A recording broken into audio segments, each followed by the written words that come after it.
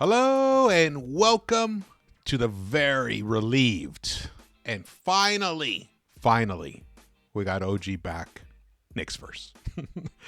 Welcome everybody. I hope you got to see that game. If you didn't, I got highlights for you. We're going to break it down, but it went exactly as we would have hoped on the return of OG Anunoby after missing 18 straight games, and now the Knicks are 13-2. when he plays. That is an unbelievable record, and I hope it just continues that way. We're going to get into it all. Let's go right to it right now. But first, I want to say, if you have not subscribed yet, please do so, along with hitting that thumbs up button for me. And when you subscribe, please turn on a notification bell so you're alerted when I drop a video or go live, which I'm going to start going live more often. I'm going to start trying to do some pregame shows, and then like the the nights in between games, going to try and go live. So stay tuned for that because things are going to start heating up. This is it. We are nearing the home stretch right now. The Knicks only have, I think, 18 games left. Or 17 games left. They just played the 65th game tonight. So stay tuned for all of that. And please hit the thumbs up button for me and drop your comments. All right, let's get into it. Let's go. Here we go. New York Knicks, 106-79. They held an opponent to under 80 points for the third straight game in a row. Incredible. Now, remember, 2 of those came before OG came to the team, started playing. Was healthy enough to play. So the defense had been showing up. The problem was that the offense cratered on Sunday. That was just shocking what we witnessed. But tonight was complete reversal. The score could have been even higher if the Knicks. They pulled Brunson at like the 6-minute mark, and then Hart got pulled before he played his 40th minute. And Josh Hart, unbelievable. The man, triple-double tonight. This was even though OG came out, established himself right away, hit his first attempt. I think he even picked up an assist right away. Even though he was fantastic, and defensively, the guy is just wizard. He's masterful. But Josh Hart tonight was the soul of this team. 20 points, 19 rebounds, 10 assists. He was just 1 assist away from a 20-20-10. Phenomenal for a guy who's 6'4". I actually think he's probably like 6'5", but whatever. They have him listed as 6'4". Incredible. This is his best stretch of basketball right now as a Knick. I know he was fantastic when he came to us last year right after the trade deadline, but the role he's adopting now, he's handling the ball a lot more right now. He's giving a breather to Brunson and to Deuce when he's on the court right there. So fantastic. I'm blown away by his tenacity. He was just all over the place. He is a menace. It's like it's controlled chaos. Incredibly controlled chaos. It looks a little wild. Sometimes when it gets a little wild, with like the previous game, I think he had 5 or 7 turnovers in the previous game. That's when it crosses over, when the chaos gets chaotic. But the menace that he is on the opponent can't be measured, honestly, because even these stats don't tell the truth. He is phenomenal. And he's in a phenomenal stretch right now. He was a plus 32 tonight. A plus 32 for Josh Hart. Unbelievable. And here, Tommy Beer tweeted this out to discuss OG Anunoby's return. OG Anunoby has played a total of 528 minutes over his first 15 games with New York. Incredibly, the Knicks have outscored their opponents by 282 points in those 528 minutes. A plus 282 is the highest plus minus by any player in NBA history over his first 15 games with a new team. Outstanding. And the Knicks are only a 500 team when OG doesn't play. Remember that. But that also includes 18 games without Randall. And it also includes, no Mitch. So, got to take that, factor all that in. But this impact is real. This is real. He allows everybody else to be their better selves on defense. That's the way I look at it with him. There are moments when I just watch him on defense, even if his player doesn't have the ball, the way he moves and just mirrors whatever his offensive, the guy he's guarding does.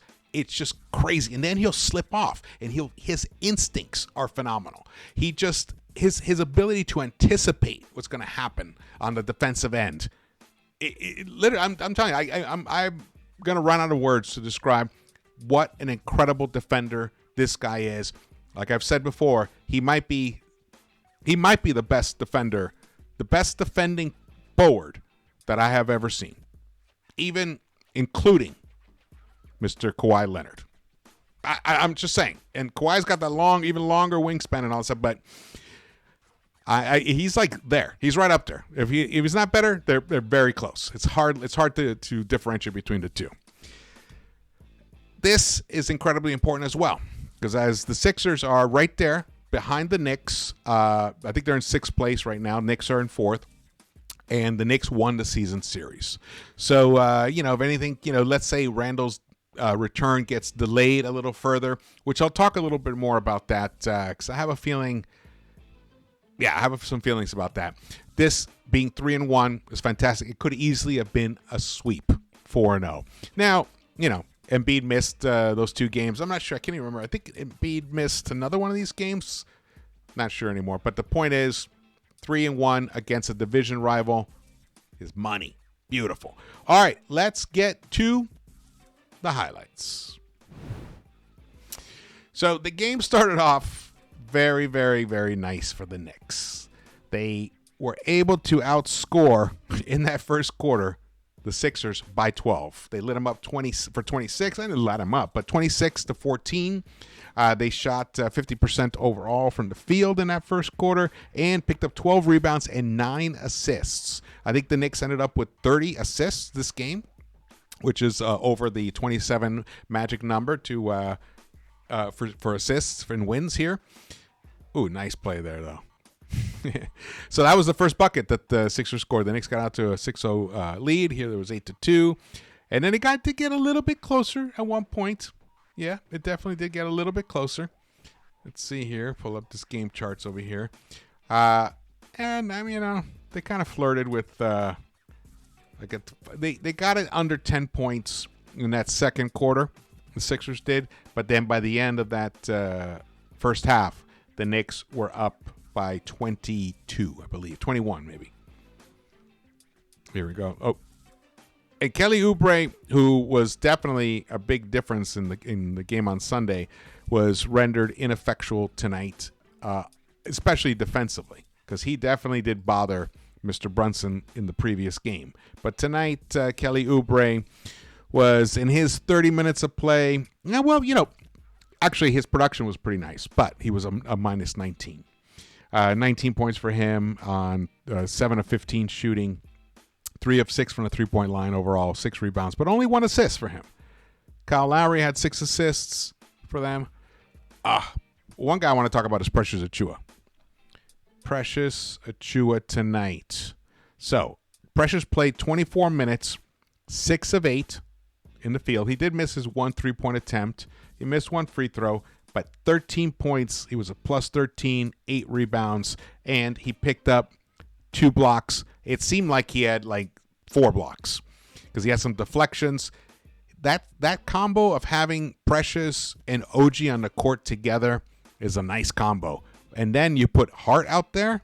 Ooh, I like Precious at the 5 in those when you go into those small lineup situations, because the Knicks. The key to tonight, and I'm kind of burying the lead here. The key to the difference between tonight's game and Sunday's game was pace. They were just running, trying to force the Sixers into making mistakes and trying to get out from behind the defense. Like situations like this. Beautiful behind the back pass by Jalen Brunson to OG Anunoby. That elbow looked good. That elbow did not look like it was bothering him at all. I think it looked like he was icing it at some point when he was on the bench, but I think that's just standard protocol for, your first game back. Here we go. Jalen Brunson tonight, 20 points for him. He shot 50% from the three-point line, 4 of 8, which is great because we needed that from him. The Knicks overall shot 35% from the three-point line, 14 of 40, and they shot for the game 50.6%. Beautiful. Look at that. Nice. Josh Hart, 10 assists. He led the Knicks with 10 assists. Brunson was right behind with 9. Oh, the Knicks finished with 32 assists tonight. Beautiful right there. And Dante DiVincenzo, he's been struggling. He had been struggling from the three-point line. The last 5 games, he was averaging 29.2% from the three-point line, so under 30% for him. And that's kind of shocking considering he had been, I think, number 2 or in most three-point shots made since January 1st behind Curry. And I think also with the tremendous efficiency. So him struggling 29% was a little bit worrisome, but that could also be fatigue, too many minutes. Tonight he played 34 minutes. He shot 4 of 9 from the three-point line, 44.4%. Beautiful for him. But inside the arc, he did miss his 2 attempts inside the arc. He's got to clean that up. What was that? Oh, that was Maxey. So Maxey, this was his first game back after concussion protocol, which I think he missed four games. Tonight, he struggled. 17 points. He needed 14 shot attempts for that. He just couldn't get the good looks that he wanted to get. And he did commit a couple turnovers, picked up 4 assists, but he was a minus 29 when he was on the court. When the New York Knicks play like this, man, it just makes you just see banners hanging from the rafters, honestly. And this is without, oh, look at that beautiful spin move by OG down the lane. Gorgeous. So here we're into the third quarter. The third quarter started off a little bit rocky in the very beginning, the first couple of minutes. Let's see. The first couple of minutes, they gave up a three-pointer. Then they gave up a finger roll to Maxey, and then a layup to Harris, and then a three-pointer by Maxey, and they cut the deficit down, the 21-point deficit. They erased it. They ran on a 10-0 run, and it was 61-51. Thibs called a timeout, and then from that point on, I don't think the Knicks ever looked back. They just came out and destroyed the Sixers in that third quarter, 28-20. And then, the fourth quarter, they finished 106-79. Beautiful. Batum, non-issue, non-factor. Now, it is hard. It is hard to, be on the road and play 2 games in a row. Not necessarily back-to-back in dates, but 2 games in a row against the team, against the Knicks. So that's one thing you got to factor in. So they are lucky that they won that game on Sunday because this could easily have been a sweep. Oh, Deuce. Oh, man, Deuce once again coming through, proving that he deserves to stay in this rotation once Randall and Mitch return. He has to stay in this rotation because, once again, proving that their place in the rotation is in danger is Bojan and Alec Burks. Of all the players, of all the Knicks tonight who played in significant minutes, serious minutes, the only 2, all of the players in the Knicks rotation were a plus in the plus-minus. Even Deuce. Deuce was a +5 tonight. All right, he played 23 minutes. He was a +5. Bojan played 22 minutes, put 2 field goal attempts. That's it. Didn't hit it. He got 2 rebounds, got 1 assist, but did commit 2 turnovers. He was a -4. Then you look at Alec Burks. In his 11.5 minutes, he shot 1 of 6. That's it. 16.7%. He missed all 4 of his 3-point attempts, but did pick up 2 assists. And 1 assist and 2 rebounds. He finished a -7. Those are the only 2 guys. Because I'm not going to count. Jericho only got into the game after it was garbage time. And same for Shake Milton. Shake Milton had his first game tonight as a Knick. He got 2 points at the free throw line in his 4 minutes. That's it. So those guys got to shake out. Get it together. Because I honestly, whenever Alec Burks has the ball, I'm nervous. And it shouldn't be that way. It should not be that way. Ooh, beautiful arcing shot. Oh, we're back at the beginning. All right, let's get to the stats here. All right, so OG Anunoby in his first game back after missing 18 games, played 30 minutes, shot 6 of 11 overall, 2 of 5 from the three-point line, 4 rebounds, 2 assists, 14 points for him, and he finished a +28. And then Isaiah Hartenstein, he played 20 minutes tonight, 3 of 3. He seemed much more active tonight, which I liked. 5 rebounds, 6 points for him. Kind of modest game for him. Brunson, 27 minutes, 20 points for him, 9 assists, 4 rebounds. Josh Hart, incredible stat line there, 20, 19, and 10, as I mentioned. And Dante DiVincenzo, 16 points for him, 4 of 9 from the three-point line. Deuce, 23 minutes. He was 5 of 8 overall. 3 of 5 from the three-point line. Hit a couple of big buckets during some stretches there. Finished with 13 points. The New York Knicks out-rebound. We'll go further here. Right here, we got, this is the plus-minus. See what I'm talking about? See the plus? Plus 28, OG. Plus 17, Isaiah. Plus 24, Brunson. Plus 32, Josh Hart. Plus 32, Dante DiVincenzo. Plus 13, Precious. Bojan, -4. Sims was a -2, but that was garbage time. McBride, a +5. And look at Alec Burks, a -7. That Detroit trade isn't looking that great right now, but I'm not gonna lose hope completely on it, especially with Bojan. I know what a tremendous offensive force he can be, what a tremendous shooter he is. But the thing is, when he's not shooting, when he's not making buckets, he's such a liability on defense. There was one play where Oubre, it was out by the three-point line. Bojan's guarding him. He's in his stance, and Oubre just goes right, fakes right, dribbles left, goes right past him, goes right past Bojan, almost like he doesn't even exist. Just went right by him. Boom. Actually, he did get fouled, I think, in that play, so he ended up not making that bucket. But it just shows how he's so porous in his defense. So he needs to hit buckets. That's for sure. Or else he's going to be out of the rotation. Honestly, it just seems. I doubt he'll be out of the rotation though.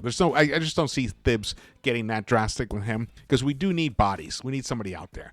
So, and then at any moment he could catch fire and hit 3-4 3-pointers in a row. That's the thing about Burks and Bojan Bogdanovic, that they are the kind of players who can go on a heater, and then kind of win you a game in a sense. It's like, let's say they start that fourth quarter, because they're in that bench unit, and suddenly, bing, bing, bing, they hit 3 or 4, 5 3-pointers in a row, and you got those two combined on the court together. That's what we're looking for from them. And it is possible. We've had glimpses of it since they came to the Knicks. Here we go. This is the Sixers box score, 79 points. Boy, they must be right now, just shaking their heads. Only 3 guys in double figures. They shot 24.2% from the three-point line.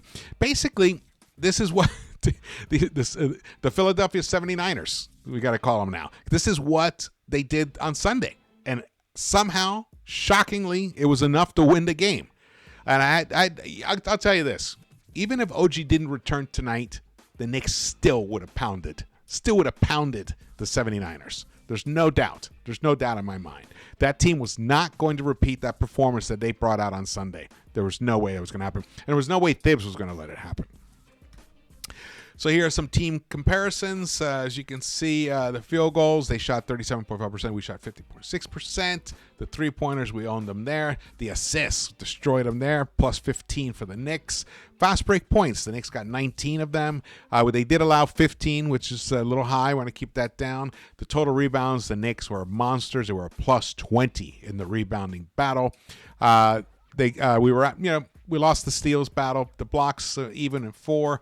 And the defensive rebound. Wow, we owned it on defensive rebounds. Beautiful, beautiful.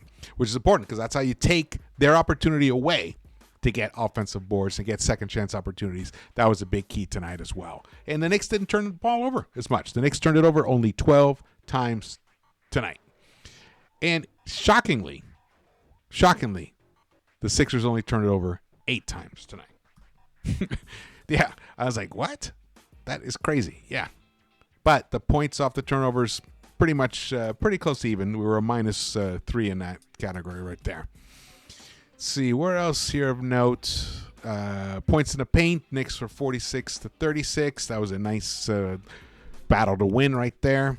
Largest lead at one time was 33 points by the Knicks, and the 79ers never led. Never led tonight at all. What a relief. What a relief to have this situation right now. Let's see. The New York Knicks are firmly in fourth place. They are 3 games behind the Cleveland Cavaliers and 4 games behind the Bucks, who are in second place. So they are within sights of avoiding the Boston Celtics. Now, the question becomes, at what point does Julius Randle return? Now, I had predicted that he would return on March 23rd, I believe. So we did hear today that he still has not had much contact, like he's wearing a pad or something. So to me, but he looked great. He posted some video on Instagram of him just by himself shooting and hitting shots, and he looked fabulous. But it's all going to come down to contact. How is he going to react to the first time that shoulder gets bumped? So it's because there is medically, he probably should have gotten the surgery. That's just the reality of the situation. Some doctors had advised him to do that, and other ones said, well, it's also possible to avoid it if you do the rehab properly. So he's taking that route because he wants to come back in time to go to the playoffs, because this Knicks team has that kind of special vibe when everyone is healthy or healthy-ish. And at this point, I would take an 80% version of Randle. At this point, we need him. The problem is that the thing that we need most from him is that ferocity in when he's downhill, and when he gets the ball downhill and he's going right at that hoop, he is basically he's a train wreck. I mean, he's a runaway train, not a train wreck. Scratch it. He's a runaway train, and defenses sweat their balls off trying to stop him. That's what we want. However, that means it's contact, physicality. We want his physicality, and that's the one thing that the shoulder has to hold up. And a lot of it is the body might be right, but the mind has to accept it. And so it may be a couple weeks right now. So today is March 11th, March 12th. So I was predicting March 23rd. That's 11 days from now. Okay, that's still okay. Let's say it's 2 weeks. Let's say it's 2 weeks from now. So that would be while they're on the road trip. Okay.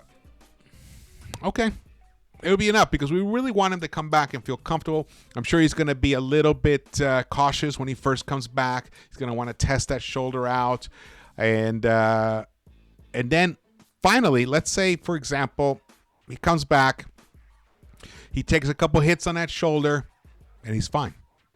He doesn't feel any issues, no pain, nothing whatsoever, and then his confidence starts rising. He needs enough time for that confidence in the shoulder and his physicality and his approach and his style of game to return in time for the playoffs. So it'd be great to have him for at least 15 games for that. So this is the stuff that's hanging over this right now in the situation, because everything is like aligning properly for the Knicks to go deep, but it requires Julius Randle to come back and Mitch Robinson. So fingers crossed this happens soon. And I'm just relieved, guys. Just relieved so much. Man, look at this, guys. This New York Villanova Wildcats combination team with OG and other guys. I love the heart and passion that they play with. They are just total chaos out there defensively, and it disrupts teams tremendously. And as I mentioned in the previous video, they are holding teams down to the second lowest points allowed in the NBA. Only Minnesota is above the Knicks. And I'll tell you, things keep going like this, by the end of the season, Knicks could be number one. They could have the number one defense in the NBA. Let's go. And that's what wins. Of course, their offense got to get up there. It's got to get up there.